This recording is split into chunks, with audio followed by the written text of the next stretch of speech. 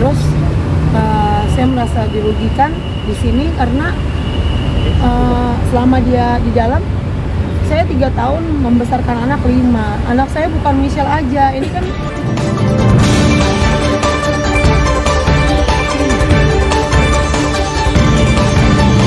Kemarin anak speak up gimana itu Kopingkan? Tadi malam? Kemarin anak speak up. Iya, saya merasa sedikit terganggu karena udah saya nggak tahu kejadiannya. Pastinya saya bela.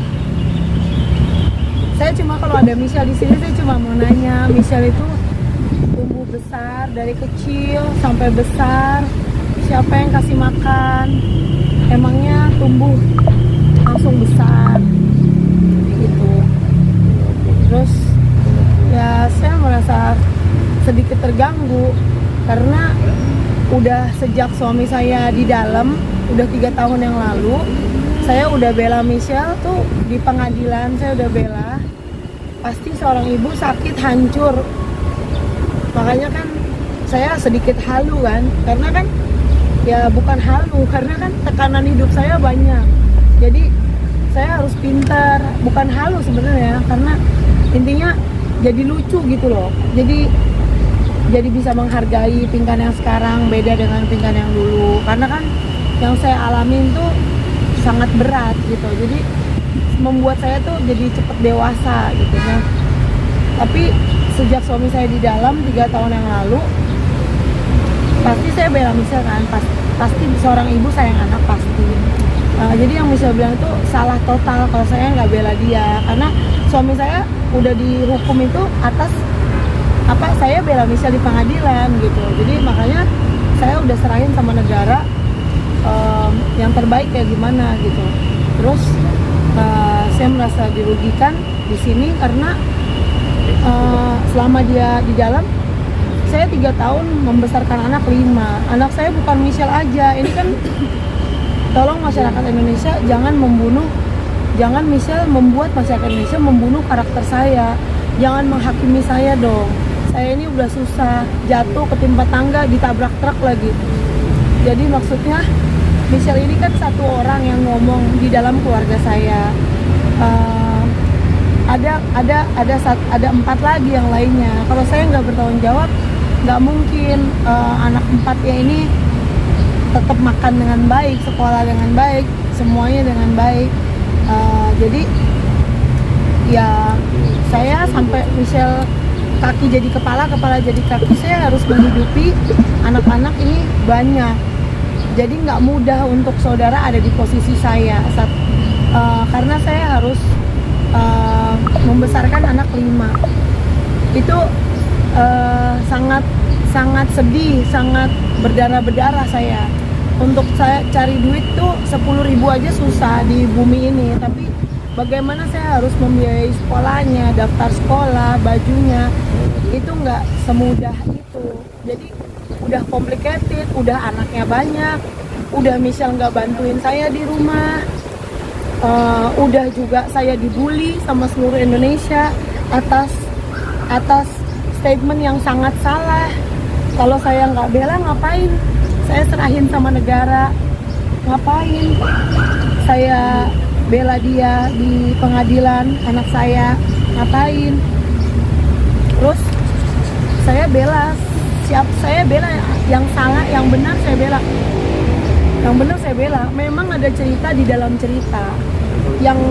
Tapi untuk kejadian sesungguhnya, saya kan bukan Tuhan, saya juga nggak ada di tempat kejadian. Jadi ya saya nggak bisa mengawasi anak saya 24 jam karena saya harus bekerja setiap hari, banting tulang sampai jual cobek dan lain sebagainya yang selama ini saya tutupin. Saya tidak pernah nangis di hadapan kameramen tapi di balik itu setelah saya di TV, saya tuh kepala jadi kaki, kaki jadi kepala. Saya sampai nggak ada waktu untuk saya ke salon segala macam karena saya selalu urusin anak-anak aku gitu. Anak-anakku butuh makan segala macam. Jadi tolong jangan menghakimi saya, jangan mendengar satu cerita dari anak saya yang anak saya ada 5. Michelle ini satu-satunya anak yang karakternya sangat berbeda dengan 4 yang lainnya. 4 yang lainnya ini sangat sayang banget sama saya. Saya pun tidak pernah membedakan, semuanya disayang. Michelle pun, apalagi Michelle akhir-akhir ini tiket pesawat murah saya robek, saya ganti tiket yang baru. Mama ada, ngapain dirobek? Kamu nggak boleh naik pesawat yang murah, harus yang mahal. Emang mami punya? Udah nggak usah tahu, mami punya. Itulah air mata ibu. Sampai saya ke Bali jemput Michelle, bukan mau ngurusin saya pengen ketemu Michelle karena sejak kejadian itu Michelle udah di luar rumah. Sejak kejadian itu Michelle diasuh sama papanya, tapi sekarang dia sudah bandel. 5 bulan ini dia tidak tinggal bersama papanya dan tidak tinggal bersama saya. Bagaimana saya mau bicara dengan anak model begitu gitu. Jadi nggak mudah untuk jadi saya, dan saya juga kan bukan cuma Michelle anaknya, saya ada anak yang lainnya, apalagi ada yang kecil-kecil yang pikir gitu. Saya harus mikirkan mereka tumbuh besar tidak ada papanya gitu. Kalau saya nggak bela, nggak mungkin papanya hari ini sedang menjalani hukuman di dalam gitu. Jadi saya di sini cuma mau klarifikasi sampai situ aja, bahwa saya tuh ibu yang sangat baik, yang kalau punya uang tuh Michelle tuh tinggal bilang, mami minta uang, nggak usah minta. Kenapa nggak usah? Kamu muter aja di mall, kamu tinggal tunjuk aja mau yang mana. Ada uangnya, mam? Ada, insya Allah ada. Udah, tinggal tunjuk aja. Segitunya aku sayang. Sampai dia kemarin dapat HP 10 juta juga. Kakaknya yang di rumah, Michelle kok tega sih gituin mami. Mami tuh yang besarin kamu pakai air susunya mami. Mami cinta sama kamu, mami. Michelle tuh ke TV, sekali masuk TV tuh kita nggak hitung dana. Sekali masuk TV baju dari atas ke bawah tuh Michelle bajunya bisa juta-jutaan. Saya yang beliin supaya Michelle terlihat cantik. Kalau saya kan udah dari dulu di TV. Yang penting anak saya ini kan produk baru. Jadi masa lalu bagaimana kita membuat image kita. Intinya saya mau klarifikasi aja kalau saya tuh ibu yang sangat bertanggung jawab sama anak saya, dan sekolahnya Michelle semua itu saya yang bayar. Dan sejak saya cerai sama suami saya yang papa aslinya Michelle, hanya saya, Pinkan Ratnasari Mambo, yang membiayai hidup Michelle. Dari Michelle bayi merah sampai besar begini, hanya saya yang biayain. Sampai saya waktu itu nggak punya uang, saya masih ingat, saya pinjam ke keluarga, pinjam 50.000 buat makan karena anak kita banyak. Keluarga cuma bilang bukan urusan saya. Oh iya, bukan urusan kamu. Saya cuma nangis aja. Jadi teman-teman tolong jangan masyarakat Indonesia tolong jangan menghakimi saya, menilai saya dari luar hanya dengan satu cerita satu orang anak. Saya punya anak tuh bukan cuma Michelle, ada 4 lainnya. 4 yang lainnya tuh baiknya baik banget kayak keturunan gitu. Tapi kan kamu cerita soal dia.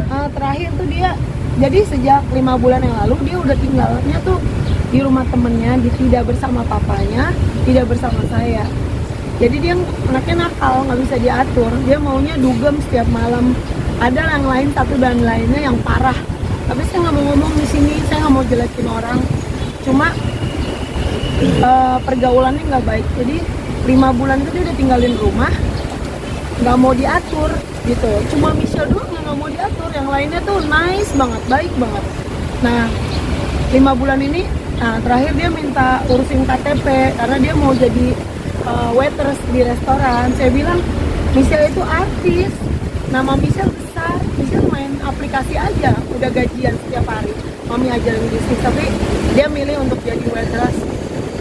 Minta surat izin usaha mau kerja. Saya bilang saya nggak mau kasih, kecuali kamu sama papamu saya kasih. Tapi kamu tidak sama papamu, kamu di jalanan, jadi saya nggak kasih kamu kerja. Tidak ada izin, nggak ada izin dari aku. Saya maunya kamu pulang ke rumah atau ke rumah papamu, jangan di jalanan gitu. Pak, dalam artian berarti Pinkan tidak mengetahui kejadian saat Michelle dilecehkan oleh ayah tirinya di tahun 2018 atau gimana Kak? Iya, saya nggak tahu. Cerita gitu. Di tahun Ya jadi setelah kejadian itu, kejadiannya kan saya nggak tahu karena saya kan nggak selalu di rumah. Saya harus banting tulang untuk dari saya nikah sama suami yang ini, saya selalu biayain rumah tangga tuh sampai kalau boleh tangan saya buntung tuh sampai buntung lah. Saya tuh cuma taunya cari uang aja untuk anak-anak. Makanya misal ketika kejadian itu terjadi, saya nggak tahu kejadiannya kan, karena saya bukan Tuhan yang tahu kejadiannya. Terus dia cerita terus saya dengar, terus saya shock, jatuh shock, hampir gila. Intinya hancur seorang ibu. Kita ciumin anaknya, anak tuh kan kita ciumin setiap hari, yang begitu lucunya Michelle itu. Kalian bayangin lah setragis apa. Kalau nggak masih hidup aja saya udah syukur ya, bener nggak? Kalau maling aja kita mau gitu kan, saya ngomong tapi itu kejadiannya udah sehancur-hancurnya seorang ibu, hancur. Nah saya bilang dia, makanya saya usir kan, untuk dari rumah saya usir. Tapi satu dan lain hal, kadang-kadang dia mau ketemu anaknya yang kecil-kecil, saya bolehin ketemu. Nah ketika itu terjadi lagi kan, itu kan misalnya minta tolong saya, tolong dong amanin saya. Oh iya harus, aku bilang. Pokoknya kalau ada Dedi pulang, kamu tahu mobilnya, langsung kamu masuk ke rumah, kamar, kunci kamarnya. Tuh. Tapi ada satu cerita di dalam cerita itu yang saya nggak bisa cerita di sini. Ada yang lainnya, tapi saya cuma pagerin aja sampai situ, karena kalau saya cerita nanti bakalan kepo, terus nanti bakalan meluas. Jadi saya sudah sampai sini aja. Toh juga, dan kita juga harus hargain pengadilan itu sudah mengurus segala sesuatu, dan kesaksian saya semua yang aneh itu saya udah utarakan di pengadilan. Makanya jatuhlah hukuman kepada suami saya. Jadi saya sangat membela Michelle juga. Pokoknya saya bela yang bener aja gitu, saya bela pasti gitu. Tapi kan ketika kejadian, setelah kejadian nggak ada kayak perubahan sikap dari anak yang bikin curiga, kan nggak tahu kan ya, ada nggak sih perubahan sikap yang bikin kok ini ada perubahan sikap yang drastis gitu. Apa Michelle nggak ada keterbukaan sama ibunya gitu, akhirnya baru speak up sekarang. Dia udah speak up 1 tahun kejadian kan langsung ngomong, tapi udah setahun. Aku bilang kenapa baru setahun, dan itu udah berkali-kali. Bego intinya, kesel lah seorang mama kenapa baru bilang. Ya udah, terus setelah saya udah tahu itu, hancur lah saya, berkeping-keping, hancur. Saya keluarin lah suami saya itu dari rumah. Tapi ada perubahan sikap nggak dari Michelle? Psikisnya Tertutup Oh iyalah, pasti. atau gimana dia atau apa? Iya pasti. Tapi Michelle emang dari dulu pendiam. Cuma sejak kejadian itu Michelle lebih kayak sedih gitu. Tapi ya setelah cerita itu, terus kan suami diusir, terus sempet datang lagi. Nah itu terjadi lagi kan. Nah itu kan mami tolongin saya, lindungin saya. Saya bilang kunci kamar gitu. Tapi ada cerita di balik itu yang saya nggak bisa cerita di sini. Saya udah cerita di pengadilan. Saya menghormati hukum negara. Jadi saya juga nggak mau urusan rumah tangga, urusan pribadi saya kan harus kerja, konsentrasi, cari uang setiap hari untuk bayi-bayi. Semuanya kan saya pembuat uang di rumah saya satu-satunya. Dan untuk Michelle juga sejak saya cerai sama papanya Michelle. Jadi diri saya tuh harus paling aman karena cuma saya yang kerja untuk anak-anak. Jadi saya cuma sebatas mau klarifikasi aja kalau saya tuh tidak, saya merasa dirugikan dengan Michelle bilang saya tidak bertanggung jawab, tidak, apalagi tidak membela Michelle. Tidak mungkin, Mbak, suami saya kan udah dihukum, itu atas pembelaan saya juga terhadap anak saya. Jadi bukan tentang itu sih, karena tentang KTP kemarin dikasih KTP marah gitu-gitu, karena kan dia tidak tinggal bersama papanya, tidak tinggal sama mamanya. Anak macam apa, maunya keluyuran, dugem setiap malam. Nggak boleh kayak gitu, harus di dalam rumah. Nah bagaimana saya mau ngomong sama dia kalau dia aja nggak mau diatur, dia nggak mau tinggal sama papanya dan dia nggak mau tinggal sama aku, maunya dia sendiri kayak gitu. Kak, berarti suami kakak ditahan karena kasus yang Michelle ini bukan? Iya benar. tahun berapa kak? Itu tahun berapa kak? 3 tahun lalu 3 tahun 2021 dilaporkan di mana kak kalau boleh tahu kak? Hah? Dilaporkan di mana saat itu? di Tangerang. Polres Tangerang. Iya, Apa? 9 tahun setahu saya. Terus kasus pelecehan Iya, yang misalnya itu umur ya. iya. Tapi kecewa nggak kak dengan sikapnya Michelle yang sekarang ini nih? Sangat kecewa, makanya saya udah nangis 4 hari. Sejak saya pun nggak berani nonton Michelle ngomong apa, saya nggak berani. karena saya nggak mau racunin hati saya, karena saya kan harus bikin uang tiap hari. Anak saya pampersnya berapa, susunya berapa, rumahnya semuanya serba duit, nggak bisa kita bayar dengan berdoa dong, harus dengan. Jadi saya nggak mau ngeracunin hati saya, cuma dengar kata orang ini, saya nggak mau buka, nggak mau nonton, karena saya ngertiin aja dia sedang terluka, dan saya cuma mau klarifikasi aja. Kalau kemarin aja saya hampir jadi gelandangan di Bali hanya untuk nemuin Michelle, terus Michelle nggak mau ketemu, saya udah habis. Akhirnya saya jual mobil 150 juta, saya 3 hari loh nggak ada makanan, nggak ada minuman. Michelle pegang HP 10 juta juga, kita makan juga Michelle nggak ada loh, mau bilang Michelle jual dulu lah 10 HP-nya biar kita bisa ada makanan, bayi-bayi kan kasihan.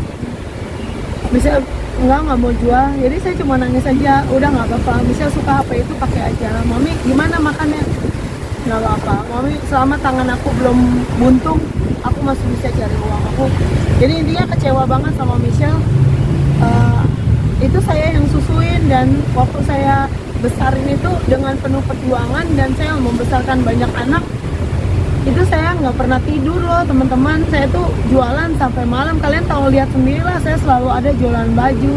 Kenapa Pingkan selalu ada jualan baju, jualan cobek apa, semuanya saya udah nggak kenal malu. Saya taruh pisang goreng dari warung ke warung, hanya untuk apa? Hanya untuk Michelle beli HP, hanya untuk Michelle beli semuanya lah, biaya keluarga. Jadi kalau saya nggak lihat kejadiannya, udah ada cerita aneh juga di dalam cerita aneh yang saya nggak bisa ekspos di sini. Tapi saya juga kan mikirin anak-anak kecilnya, nggak ada papanya, gimana. Intinya